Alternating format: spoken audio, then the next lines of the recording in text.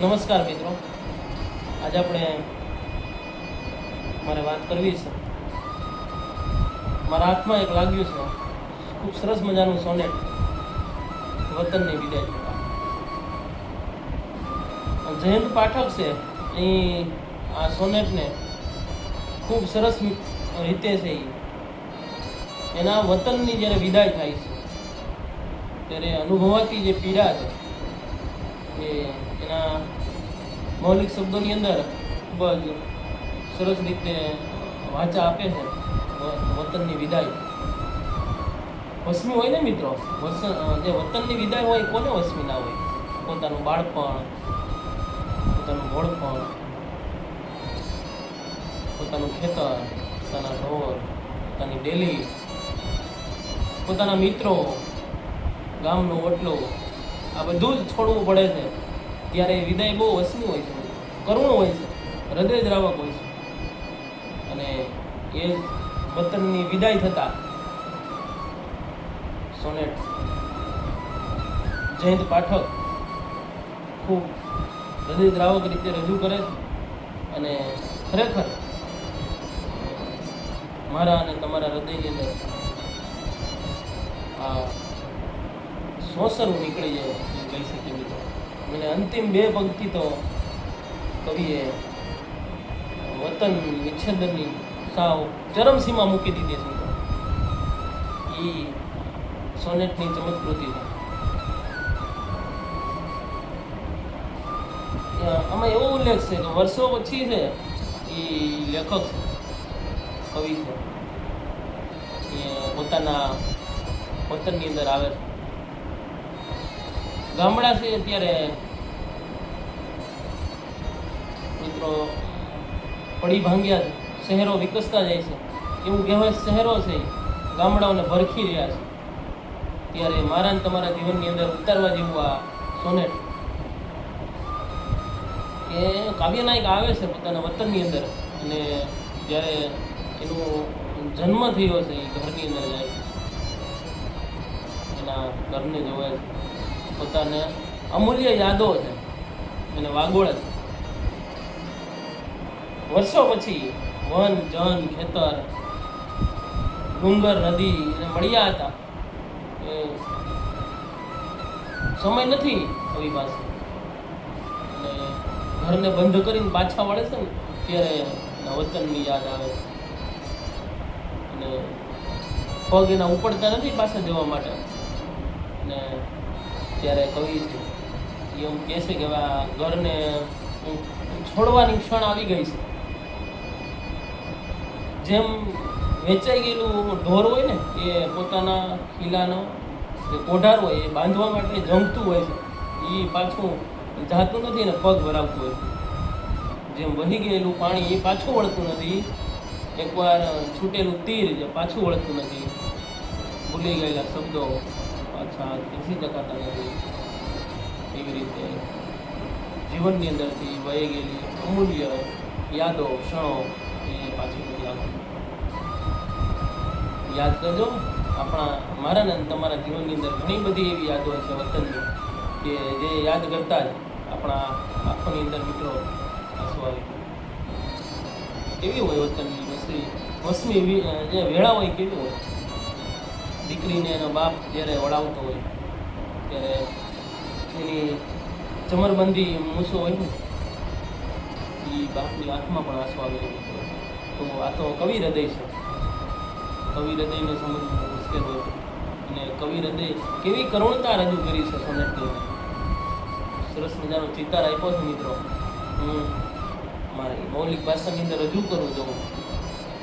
એ મૂક્યું વન, એ મૂક્યા જન, ઘણે વર્ષે મળ્યા જે ક્ષણ, મૂક્યા ડુંગર ને નદી, વતનના એ કોતરો ને ખેતર.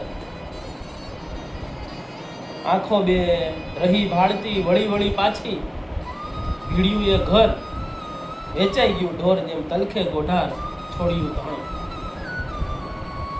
વર્ષો પછી ભવિષ્ય આવે છે અને પોતાનું વતન છે, કોતરો છે, એની અંદર જે એનું બાળપણ વિતાવ્યું છે, ડુંગરની અંદર જેઓ રખડ્યા હતા, ખેતરની અંદર જેઓ ગમ્યા હતા, અને જ્યારે ઘર બંધ કરે છે ને, ભીડે છે ને, અને ત્યાંથી વિદાય લે છે કવિ, ત્યારે બી આંખોની અંદર જે બધી નજરાણું જે ક્ષણો છે એ હંમેશા યાદ આવી જાય છે. અને એની નજર હટતી નથી, પગ પણ ધ્રુજે. વેચાઈ ગયેલું ઢોર એના ધણને છોડી શકતું નથી, પોતાના કોઢારને ખીલાને છોડી શકતું નથી. કેવી અમૂલ્ય યાદ હોય છે ઢોરને પણ. કેડી આગળ જાય પાય અવળા કેમ કરીને ઉપડે. કેડી આગળ જાય છે ને કવિ, એના પગે પણ અવળા પડે છે. રક્ત ટસિયા ફૂટ્યા છે કવિ, અને એ યાદોની અંદર છે લથડિયા ખાય છે. આંખો જાય ભરાય વાટ તરુની કાંટાળી ડાળી નડે. આજ નાની એમથી તરવું છે, જે વૃક્ષ છે, કાંટાળું વૃક્ષ છે, એની ડાળીઓ પણ આજ નડે છે. જે બાળપણની અંદર એ ડાળીઓની અંદર એ ફીણોની અંદર રખડતા હતા, અને આજે નાની એમથી ડાળીઓ છે ને આડી પડે છે ને, ત્યારે બહુ કરુણ ચોટ લાગે છે કવિને હૃદયની અંદર. આજ મને રોકે એવું લાગે છે, હું એ મને રોકી રહ્યા છે. રક્ત ટસિયા ફૂટી જાય છે એના કાંટા લાગવાથી કવિ. અહીં ઉજળાય રક્ત ટસિયા ફૂટે ધીમેથી જેમ જમે. રક્ત ટસિયા ફૂટ્યા હોય ને જામી જાય એમ પગ થંભી ગયા છે. કોને ના થમે મિત્રો? વતનની વિદાય થતાં પોતાના ગામડાની અંદર બાળપણ વિતાવ્યું હોય, અને કવિની મજબૂરી છે પોતાના જીવનનું છે, બરાબર, એના પોતાના કમાવા માટે છે એ શહેરની અંદર જવું પડે છે.